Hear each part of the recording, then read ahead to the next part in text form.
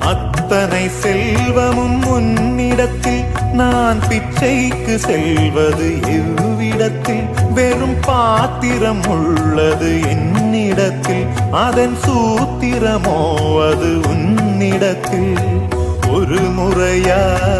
இருமுறையா